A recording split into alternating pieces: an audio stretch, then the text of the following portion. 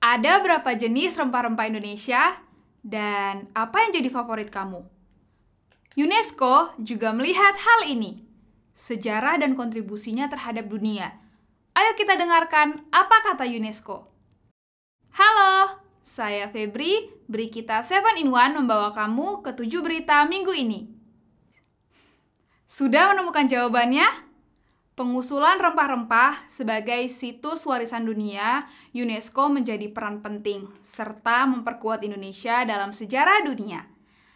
Mengingatkan dunia akan kontribusi terhadap budaya dan sejarah sekaligus mendorong anak muda melestarikan warisan penting ini.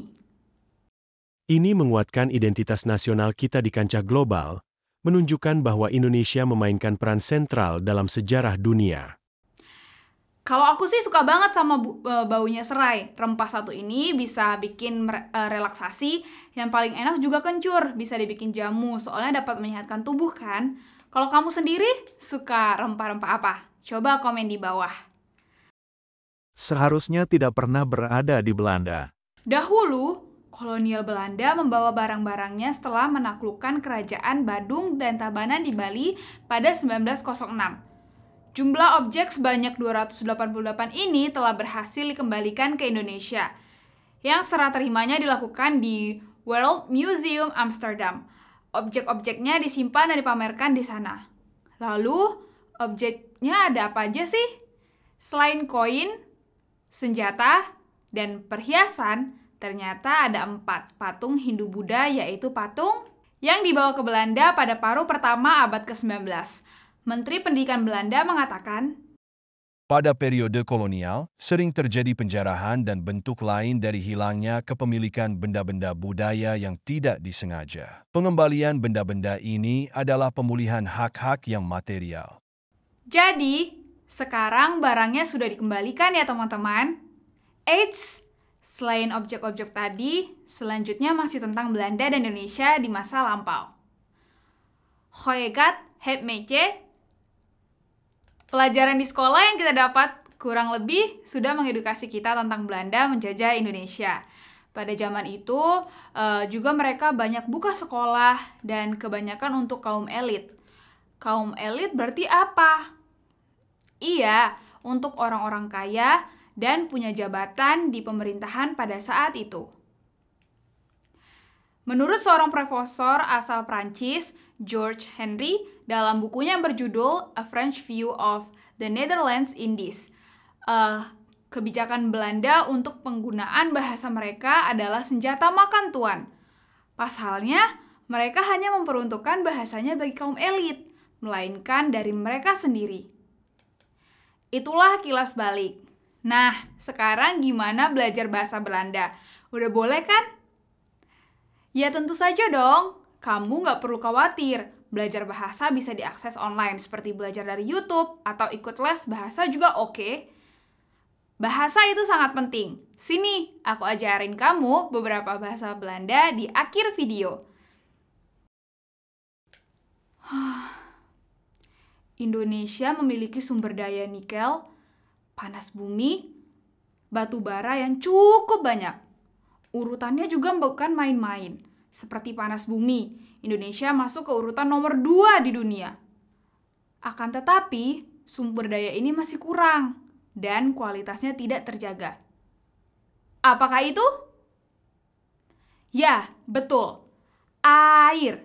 A-I-R.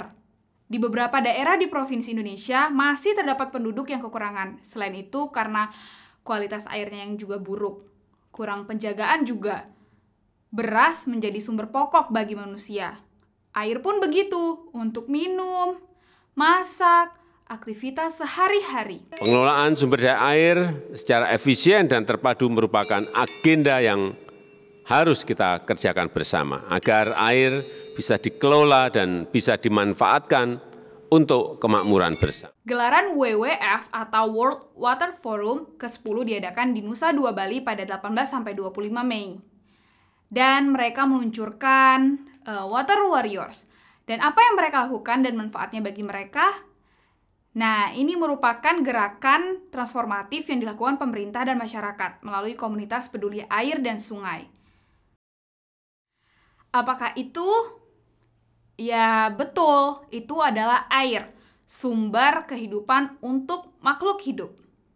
Dan dari sini didorong untuk generasi muda terus menolong dan peduli akan air. Nonton postingan yang ini? Bantuan sosial khususnya bagi warga negara Indonesia yang belum menerima dana bantuan. Bagi yang belum menerima bantuan. Jangan mudah tertipu ya teman-teman, ini bukan bantuan BPJS untuk seluruh masyarakat Indonesia. Foto itu merupakan dokumentasi dan memberitakan bahwa BPJS Ketenagakerjaan dan PT POS bekerja sama untuk melindungi 42.000 pekerja informal.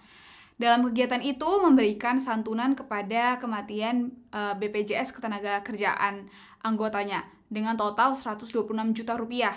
Ikuti beri kita karena kami akan membahas lebih banyak tentang kasus seperti ini. Jangan mudah terkecoh dan tertipu. Daur ulang itu ramah lingkungan, tetapi apakah merugikan Indonesia? Datang ya dipilih mana yang ikutnya dijual, rosokane, nantinya jemur garing ya di montor nih kuat. Bernama Sumina, pada usianya 70 tahun, sehari-harinya bekerja dengan keras, memilah sampah yang telah diimpor dari luar negeri. Iya, luar negeri. Dari hasil wawancaranya kepada SBS, dia mengatakan, "Nggak ada penggapaian nih, nggak seneng. Kan nganggur, kan oke bayar tigosa, kan oke bayar yasinan." Ada 3 poin yang membuat kami penasaran dan bertanya-tanya.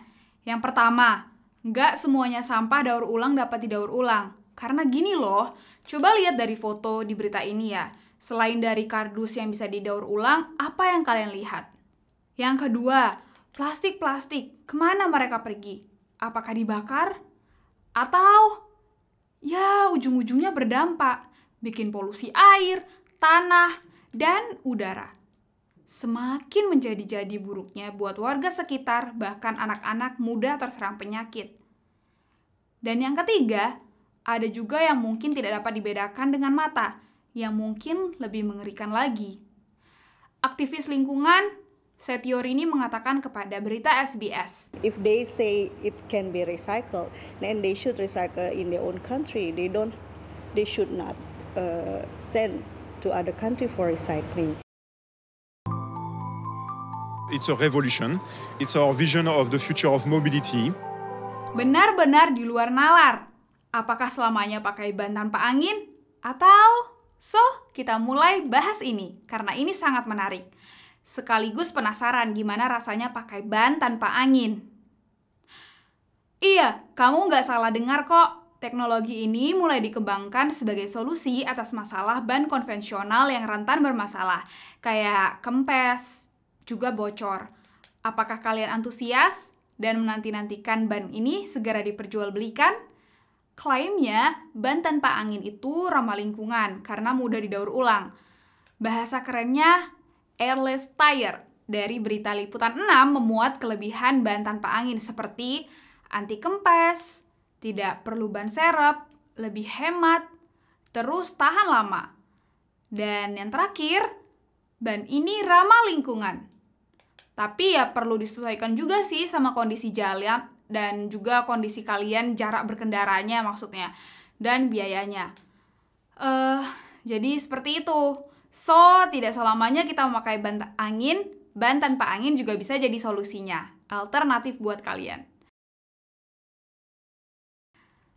Aku belajar beberapa kata ini. Ik ben Febri. Artinya aku Febri. Beri kita 7 in 1. Sampai jumpa di video selanjutnya. Doi!